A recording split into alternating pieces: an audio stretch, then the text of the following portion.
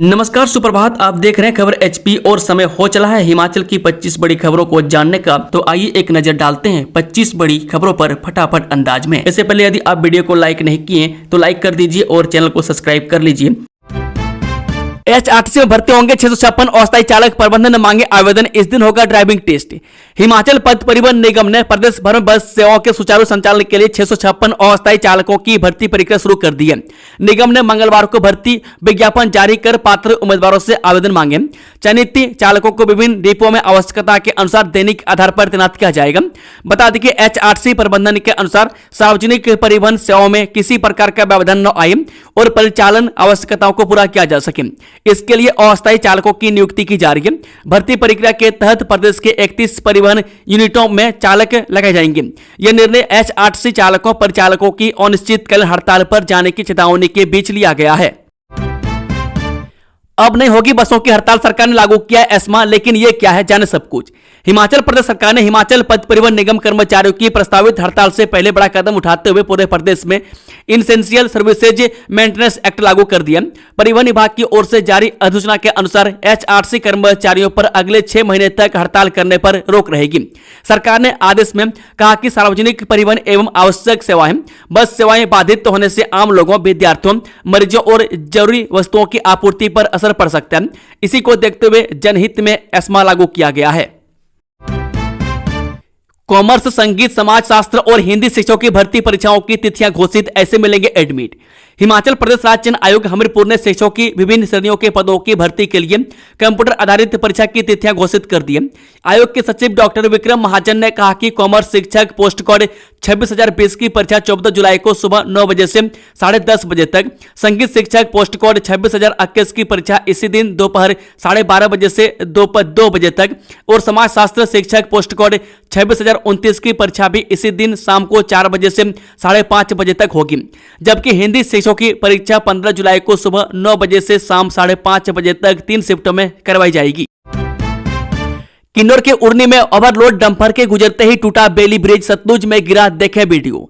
जिला किन्नौर के उरनी में मंगलवार को सतलुज नदी पर 190 फीट लंबा बेली ब्रिज डंपर के साथ टूटकर गिर गया। इस पुल की क्षमता 28 मीट्रिक टन थी, में जो 6 टायरों वाले डंपर का भार नहीं सह पाया और धड़ाम से गिर गया। मैं डंपर सीमेंट लेकर किन्नौर जा रहा था। मैं डंपर गिरते ही चालक उसमें फंस गया। रेस्क्यू दल ने उसे काफी मशक्कत के बाद निकाला। उसकी हालत ठीक है।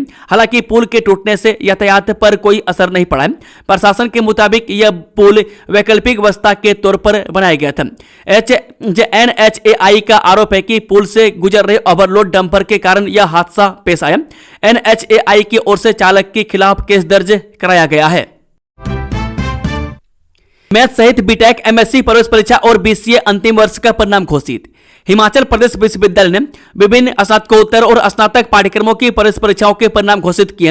इनमें एमएससी भौतिकी, एमएससी रसायन विज्ञान, एमसीए और बीटेक के परिणाम शामिल हैं। विश्वविद्यालय के विधि संस्थान ने बीए, एलएलबी यानी कि ऑनर्स पाठ्यक्रम के लिए अंतिम प्रवेश सूची भी जारी की है। एमएससी भौतिकी, एमएससी रसायन विज्ञान और एमसीए के परिणाम भी घोषित हुए हैं। विश्वविद्यालय की प्रौद्योगिकी संस्थान ने बीटेक प्रथम वर्ष की प्रवेश परीक्षा का परिणाम जारी किया।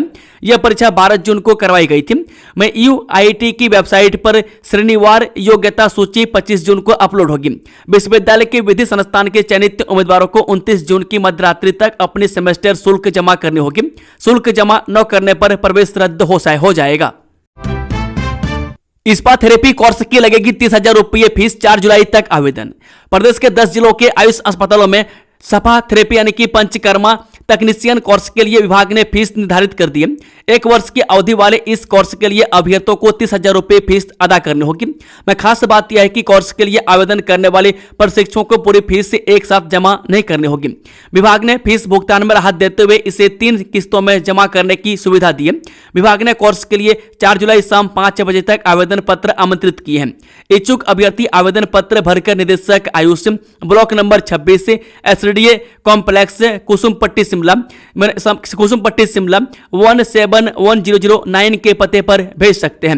मैं सामान्य श्रेणी के अभ्यर्थियों को 250 रुपये और अन्य श्रेणियों के अभ्यर्थियों को 150 रुपये का डिमांड ड्राफ्ट आवेदन पत्र के साथ संलग्न करना होगा। विभाग ने स्पष्ट किया है कि 12वीं पास तथा 17 से 35 वर्ष की आयु के उम्मीदवार इस कोर्स के लिए पात्र होंगे। बता दें कि आयुष विभाग ने प्रदेश के 10 जिलों के आयुष अस्पतालों में यह कोर्स शुरू करने का निर्णय लिया है, जिसकी पढ़ाई संबंधित अस्पतालों में ही करवाई जाएगी।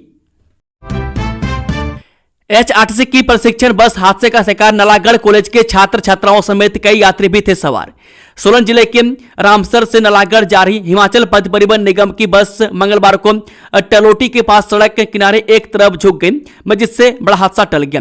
जानकारी के अनुसार बस मलक से आगे टलोटी के समीप सड़क किनारे गड्ढे में फंसने से एक तरफ झुक गई। बस में रामसर और नलागढ़ कॉलेज के छात्र छात्राएं भी सवार थे। घटना से कुछ देर के लिए यात्रियों में अफरा तफरी मच गई। हालांकि सभी को सुरक्षित बाहर निकाल लिया गया। स्थानीय लोगों की मदद से सभी यात्रियों को सुरक्षित स्थान पर पहुंचाया गया और बाद में बस को भी निकाल लिया गया। हिमाचल में 28 जून को आयोजित होगा पल्स पोलियो अभियान। हिमाचल प्रदेश में 28 जून 2026 को आयोजित किए जाने वाले पल्स पोलियो अभियान की तैयारियों की समीक्षा के लिए आज यहां राज्य स्तरीय प्रतिरक्षण कार्यबल समिति की बैठक सचिव स्वास्थ्य एम सुधा देवी की अध्यक्षता में आयोजित की गई। बैठक में अभियान के सफल एवं प्रभावी क्रियान्वयन को लेकर विभिन्न विभागों की भूमिका एवं दायित्वों पर विस्तृत चर्चा की गई। बैठक में बताया गया कि अभियान के लिए आवश्यक पोलियो वैक्सीन की आपूर्ति प्रदेश के सभी जिलों को कर दी गई है तथा अभियान के सफल संचालन के लिए अन्य सभी आवश्यक व्यवस्थाएं सुनिश्चित की जा रही है। सीएम सुक्खू ने शिमला के ऑकलैंड टनल में बहुमंजिला कार पार्किंग का किया उद्घाटन। मुख्यमंत्री सुखविंदर सिंह सुक्खू ने शिमला शहर में ऑकलैंड टनल के निकट नवनिर्मित बहुमंजिला कार पार्किंग सुविधा का उद्घाटन किया। इस पार्किंग का निर्माण 7 करोड़ 60 लाख रुपए की लागत से किया गया, जिसमें 145 वाहनों के लिए पार्किंग सुविधा उपलब्ध है। इस अवसर पर मुख्यमंत्री ने कहा कि राज्य सरकार आधुनिक नागरिक सुविधाएं उपलब्ध करवाने तथा सुनियोजित शहरी विकास सुनिश्चित करने के लिए प्रतिबद्ध है। यह पार्किंग सुविधा ऑकलैंड टनल क्षेत्र और उसके आसपास की प्रमुख सड़कों पर यातायात का दबाव कम करने, सड़क किनारे होने वाली पार्किंग की समस्या से छुटकारा पाने तथा वाहनों की सुचारू आवाजाही सुनिश्चित करने में सहायक सिद्ध होगी। सीएम सुक्खू ने अंतर्राष्ट्रीय ओलंपिक दिवस पर ओलंपिक मैराथन को दिखाई हरी झंडी। मुख्यमंत्री सुखविंदर सुक्खू ने मंगलवार को अंतर्राष्ट्रीय ओलंपिक दिवस के अवसर पर अपने आधिकारिक निवास ओक ओवर से ओलंपिक मैराथन को हरी झंडी दिखाकर रवाना किया। यह दौड़ सीटीओ मार्ग से होते हुए इंदिरा गांधी खेल परिसर शिमला में संपन्न हुई। इस मैराथन में पुरुष एवं महिला वर्गों में लगभग 200 खिलाड़ियों ने भाग लिया। अंतर्राष्ट्रीय ओलंपिक दिवस की शुभकामनाएं देते हुए मुख्यमंत्री ने कहा कि राज्य सरकार खेलों को बढ़ावा देने के लिए प्रतिबद्ध है। मैं खेल भी शिक्षा का एक स्वरूप है। मैं जिस प्रकार विद्यार्थी शिक्षा क्षेत्र में उत्कृष्ट प्रदर्शन करते हैं, उसी प्रकार खिलाड़ियों को भी खेलों में उपलब्धियां हासिल कर प्रदेश का नाम रोशन करने के लिए प्रयास निरंतर जारी रखने चाहिए। काम लटकाने वाले ठेकेदार होंगे ब्लैक लिस्ट। बैठक में राजस्व मंत्री के निर्देश से कॉन्ट्रैक्ट भी होगा खत्म। राज्य के दो जिलों मंडी और ऊना में चल रही एचपी सेवा परियोजना के तहत कार्यों को लटकाने वाले ठेकेदारों पर सरकार सख्त हो गई है। इसके तहत ऐसे ठेकेदारों को ब्लैक लिस्ट कर अनुबंध को भी रद्द किया जाएगा। मैं साथ ही ठेकेदारों की लापरवाही पर अनुबंध प्रावधानों के तहत प्रशासनिक कार्रवाई के साथ साथ जुर्माना भी लगेगा। मैं सोमवार को राज्य सचिवालय में एचपी सेवा परियोजना की समीक्षा बैठक के दौरान राजस्व एवं बागवानी मंत्री जगत सिंह नेगी ने यह आदेश जारी किए। जानकारी के अनुसार सोमवार को राजस्व एवं बागवानी मंत्री जगत सिंह नेगी ने मंडी और ऊना जिला में चल रही एचपी सेवा परियोजना की समीक्षा बैठक की। इस दौरान ने मंडी जिले के 98 क्लस्टरों में लगभग 1085 हेक्टेयर क्षेत्र तथा ऊना जिले के 12 क्लस्टरों में लगभग 224 हेक्टेयर क्षेत्र में संचालित परियोजना गतिविधियों की समीक्षा की गई। शहरों में लंबित कार्यों को केंद्र देगा 25% बजट। प्रमुख समस्याओं के समाधान को मिलेगा वित्तीय सहयोग। नोटिफिकेशन जारी। अब देश भर से सहित हिमाचल प्रदेश के शहरों में वर्षों से लंबित व बड़ी समस्या बनने वाले कार्यों को केंद्र सरकार के ओर से विशेष रूप से 25% बजट का प्रावधान किया गया। इससे स्मार्ट सिटी समेत विभिन्न केंद्रीय पुरानी योजनाओं से छोटे बड़े कार्यों को पूरा किया जा सकेगा। मैं इसमें शहरों की प्रमुख समस्याओं के समाधान को विशेष वित्तीय सहयोग प्रदान किया जाएगा। मैं केंद्र सरकार ने इस संबंध में नोटिफिकेशन जारी कर दिए। मैं जिसे लेकर प्रदेश के भी शहरी विकास विभाग सहित शहरी निकाय प्रपोजल बनाने में जुट गए। वह शहरों में स्मार्ट सिटी समेत विभिन्न केंद्रीय और राज्य स्तरीय परियोजनाओं के संचालन के बावजूद अधूरे रह गए बड़े विकास कार्यों को अब पूरा करने का रास्ता साफ हो गया। वह केंद्र सरकार ने इस संबंध में नोटिफिकेशन जारी करते हुए नगर निकायों और विकास प्राधिकरणों को शहरों की प्रमुख समस्याओं के समाधान के लिए 25% तक विशेष बजट उपलब्ध कराने का प्रावधान किया है। वह केंद्र सरकार का मानना है कि बीते वर्षों में स्मार्ट सिटी मिशन, अमृत योजना, स्वच्छ भारत मिशन और अन्य शहरी विकास योजनाओं के तहत कई महत्वपूर्ण कार्य कराए गए, लेकिन अनेक शहरों में अब भी यातायात व्यवस्था, जल निकासी, सीवर नेटवर्क, पेयजल आपूर्ति, ठोस अपशिष्ट प्रबंधन, शहरी बाढ़ और सार्वजनिक सुविधाओं से जुड़ी समस्याएं बनी हुई है। पीएम सूर्य घर योजना में हिमाचल की बड़ी उपलब्धि, 10,000 से अधिक घरों में लगे रूफटॉप सोलर प्लांट। प्रदेश की सुक्खू सरकार के प्रयासों से हिमाचल के 10,000 से अधिक घरों की छतों पर रूफटॉप सोलर संयंत्र स्थापित कर लिए। बिजली बोर्ड के समक्ष 15,000 से अधिक आवेदन रूफटॉप सोलर संयंत्र स्थापित करने के लिए मिले हैं। लिहाजा सुक्खू सरकार की नवीनीकरणीय ऊर्जा को प्रोत्साहित करने के लिए प्रदेश में चलाई मुहिम के सकारात्मक परिणाम सामने आ रहे हैं। जानकारी के अनुसार प्रधानमंत्री सूर्य घर मुफ्त बिजली योजना के तहत हिमाचल प्रदेश में रूफटॉप सोलर ऊर्जा को लेकर लोगों का रुझान लगातार बढ़ रहा है। योजना के तहत प्रदेश भर से अब तक 15,639 आवेदन बिजली बोर्ड को प्राप्त हुए हैं, जिसमें 60,688.756 किलोवाट क्षमता के सौर संयंत्र लगाने का प्रस्ताव है। वहीं बिजली बोर्ड की सक्रियता के चलते 10,108 सोलर संयंत्र स्थापित किए जा चुके हैं और इनकी कुल क्षमता 34,686.449 किलोवाट है। आंकड़ों के तहत कांगड़ा जिला में सबसे अधिक रूफटॉप सोलर संयंत्र स्थापित किए हैं। जिले में 2999 आवेदन प्राप्त हुए और इनमें से 2,031 सोलर संयंत्र स्थापित किए जा चुके हैं। हमीरपुर जिला में आयोजन के तहत घरों की छतों पर सोलर संयंत्र स्थापित करने के लिए 2615 आवेदन बोर्ड को मिले और इनमें से 1987 संयंत्र लगाए गए। मंडी में 1899 आवेदन प्राप्त हुए और 1255 सोलर संयंत्र स्थापित किए गए। इसी तरह बिलासपुर में 1676 आवेदन प्राप्त हुए और 1166 संयंत्र लगाए जा चुके हैं। 9 महीने के बाद पानी से बाहर निकले बाथू की लड़ी के प्राचीन मंदिर, श्रद्धालुओं और पर्यटकों में भारी उत्साह। पोंग बांध के जल स्तर में लगातार कमी आने के बाद पांडवों द्वारा अज्ञातवास के दौरान निर्मित ऐतिहासिक और धार्मिक महत्व रखने वाली बाथू की लड़ी के प्राचीन मंदिर लगभग 9 महीने बाद एक बार फिर पानी से बाहर दिखाई देने लगे। लंबे समय तक जलमग्न रहने के बाद मंदिरों का पुनः दर्शन होने से श्रद्धालुओं, स्थानीय लोगों और पर्यटकों में खासा उत्साह देखने को मिल रहा है। नौसेना में अग्निवीर बनने का मौका, इस डेट तक कर सकते हैं ऑनलाइन आवेदन। भारतीय नौसेना ने अग्निवीर यानी कि अप्रेंटिस भर्ती 2026 के लिए आवेदन प्रक्रिया शुरू कर दी है। यह भर्ती इंजीनियरिंग और इलेक्ट्रिकल स्ट्रीम के डिप्लोमा धारकों के लिए है। यह भर्ती अविवाहित पुरुष अभ्यर्थियों के लिए बैच 1 2027 और 2 2027 के तहत आयोजित की जा रही है। इच्छुक उम्मीदवार आधिकारिक वेबसाइट पर जाकर 29 जून तक ऑनलाइन आवेदन कर सकते हैं। योग्यता: उम्मीदवार का किसी मान्यता प्राप्त बोर्ड से 10वीं में कम से कम 50% अंक होना जरूरी है। वह साथ ही AICTE से मान्यता प्राप्त संस्थान से संबंधित विषय में 3 वर्षीय डिप्लोमा और उसमें भी कम से कम 50% अंक होना चाहिए। कोरोना मूलकों को बंधी नौकरी की आस, जल शक्ति विभाग में रखे जाएंगे 319 पात्र मल्टीटास्क वर्कर। जल शक्ति विभाग के तहत अनुकंपा आधार पर चतुर्थ श्रेणी में मल्टीटास्क वर्कर के तौर पर नियुक्ति के इंतजार में बैठे अभ्यर्थियों को उम्मीदें बंधी है। राज्य सरकार ने विभाग के चतुर्थ श्रेणी में होने वाले चौकीदार व हेल्पर समेत अन्य पदों पर नियुक्तियों को मल्टीटास्क वर्कर के तौर पर तैनात करने का फैसला लिया, लेकिन इनकी तैनाती को लेकर असमंजस की स्थिति बनी हुई थी। लिहाजा अब राज्य सरकार ने प्रदेश के विभिन्न विभागों में मल्टीटास्क वर्करों की तैनाती को लेकर कैबिनेट सब कमेटी का गठन कर दिया, जिससे जल शक्ति विभाग के इन कोरोना मूलकों का नियुक्ति का इंतजार खत्म होने की उम्मीद है। सरकार ने जल शक्ति विभाग के तहत चतुर्थ श्रेणी में कोरोना मूलकों की नियुक्ति को मंजूरी दी थी। मैं इसके तहत विभाग के 319 कोरोना मूलकों को इसके लिए पात्र पाया गया था। हालांकि विभाग में कोरोना मूलकों की संख्या इससे कहीं अधिक है। सुक्खू सरकार का APMC चेयरपर्सन को तोहफा, 24,000 से 60,000 होगा मानदेय। हिमाचल प्रदेश की कृषि मंडियों से जुड़े पदाधिकारियों के लिए सुक्कू सरकार ने बड़ा तोहफा दिया। प्रदेश सरकार ने एपीएमसी चेयरपर्सन के मासिक मानदेय में 2.5 गुना तक की बढ़ोतरी का फैसला किया है, जिसके तहत अब तक 24,000 रुपये प्रतिमाह पाने वाले एपीएमसी चेयरमैन को 60,000 रुपये मानदेय मिलेगा। इसको लेकर हिमाचल प्रदेश सरकार के कृषि विभाग ने हिमाचल प्रदेश कृषि एवं बागवानी उपज विपणन यानी कि वित्तीय नियम 2006 में संशोधन का मसौदा जारी किया। इस संबंध में अधिसूचना जारी कर आम जनता से 30 दिनों के भीतर सुझाव और आपत्तियां मांगी गई है।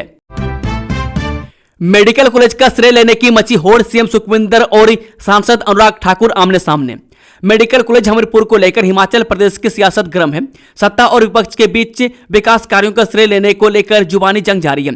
मैं जहां पिछले दिनों से सीएम सुखविंदर सिंह सुक्खू ने हमीरपुर मेडिकल कॉलेज पर श्रेय लेने का आरोप लगाते हुए सांसद अनुराग ठाकुर पर निशाना साधा था, वहीं अब पूर्व केंद्रीय मंत्री अनुराग ठाकुर ने सीएम सुक्खू पर पलटवार किया है। मुख्यमंत्री सुखविंदर सिंह सुक्खू पर पलटवार करते हुए सांसद अनुराग ठाकुर ने कहा, पंचायती राज्य चुनावों में मिली हार से मुख्यमंत्री बौखला गए और जनता को गुमराह करने के लिए तथ्यहीन बयानबाजी कर रहे हैं। हमीरपुर मेडिकल कॉलेज का मुद्दा केवल घोषणा करने तक सीमित नहीं है, बल्कि उसके लिए बजट, भूमि और निर्माण कार्य सुनिश्चित करना भी जरूरी होता है।